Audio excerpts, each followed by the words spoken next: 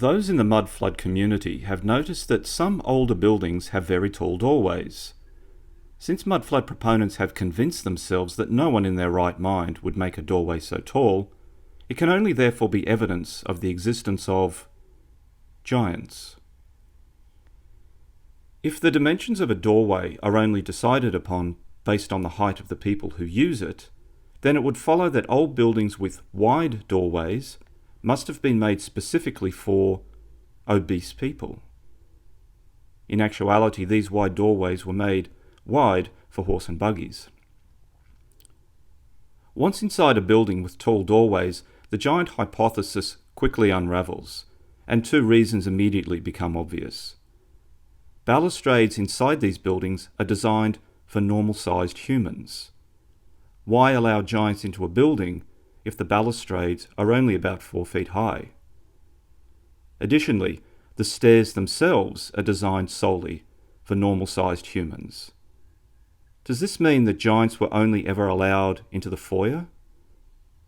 And come to think of it, why aren't there any giant toilet facilities for the giants within these buildings? Were the giants required to relieve themselves outside in the bushes? And were all these buildings built by normal-sized people for giants, or did the giants themselves construct these buildings? Straight away, the list of logical and practical questions about the validity of the existence of giants begins to mount up. Due to the heavy predisposition for mud flooders and flat earthers to hold extremist beliefs regarding the Judeo-Christian God and Jesus, they usually look to the Bible and the separate book of Enoch for references to giants. In particular, the Bible discusses the Nephilim, and some people believe them to have been giants, though only some translations of the Bible state this. The New King James Version says in Genesis 6:4, "There were giants on the earth in those days, and also afterwards, when the sons of God came into the daughters of men, and they bore children to them. Those were the mighty men who were of old, men of renown." However, the most popular translation of the Bible in use today is the New Revised Standard Version, and it instead says, "The Nephilim were on the earth in those days." According to Bible Gateway, 31 Bibles use the term Nephilim in Genesis 6:4, while only 14 use the word giants. Because the word giants is sometimes used in various Bibles instead of Nephilim, and with the existence of tall doorways, mudflooders believe they have solid evidence that giants once existed. Tall doorways are designed to be impressive, to give a sense of grandeur and power to a building, especially to buildings that have a special purpose. For example, art galleries, seats of government, and banks. They help to convey the feeling of reliability, permanence, and confidence. And it's not just civic buildings either.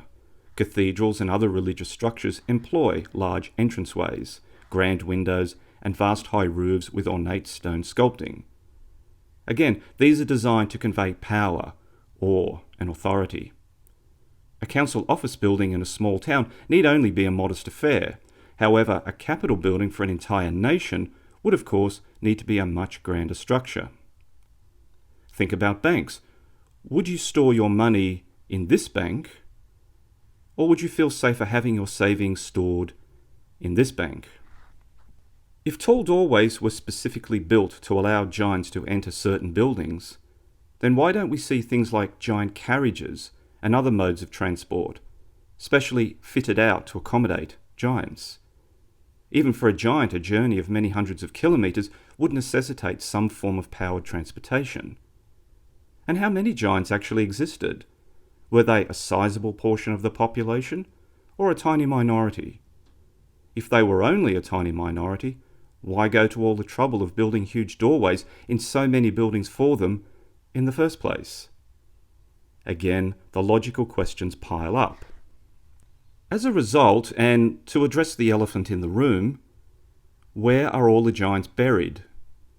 If giants were so prevalent up until the mid-19th century, or whatever date is currently popular with mudflood proponents, Why don't their remains turn up in archaeological excavations today and in the excavations for new buildings, for the construction of roads, during the laying of pipes and cables and so on? Believers in giants sometimes use images such as these to prove that giants have been excavated. However, these photos are from the designcrowd.com website, a photo manipulation competition called Archaeological Anomalies. But it's not just tall doorways that mudflood believers refer to. Giant books are often promoted as being evidence of the former existence of giant people. For example, the Klinke Atlas is often included.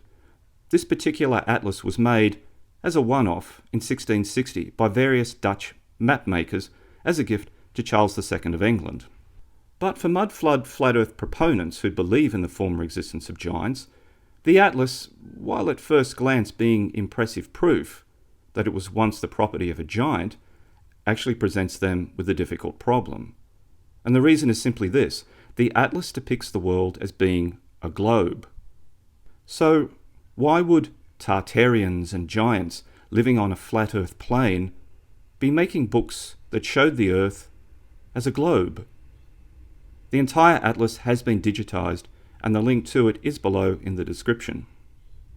Samuel Pepys, born in London in 1633, was a Member of Parliament, Secretary to the Admiralty, and is most famous for the diary he kept from 1660 through to 1669.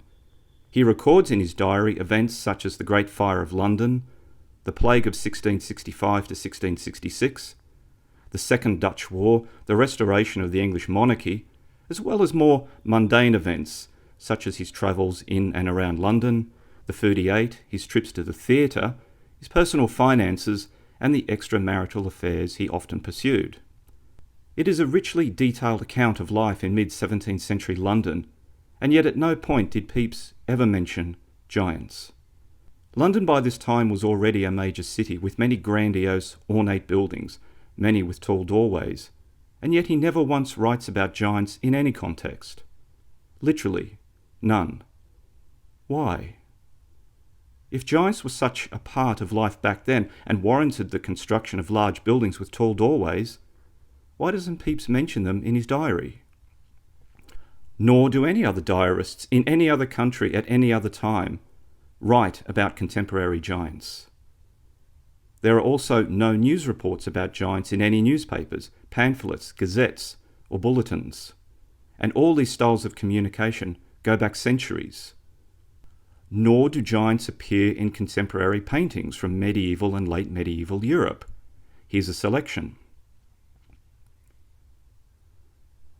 As you can see in all these paintings, not one giant is evident. Why no depiction of them interacting with regular-sized people, or fighting, or building, or anything for that matter, in medieval, late medieval, and 17th, 18th, and 19th century paintings? And what made the giants go extinct? Were they engulfed by the mud flood? Surely such tall, powerful creatures would be able to survive such an event. Clearly, us much smaller humans did. Was there a giants' war and they were wiped out? All we are left with are endless questions without answers. The existence of giants in myths, fairy tales, and supernatural legends is most likely the result of some people suffering from known medical conditions, such as acromegaly and gigantism. And perhaps it was people such as these throughout history who gave rise to stories about giants. And over time these stories were, as stories usually are, adapted and added to. They became the stuff of legend, just like dragons, mermaids, and unicorns. Beings and creatures found only in fables and bedtime stories. And that is where they remain today.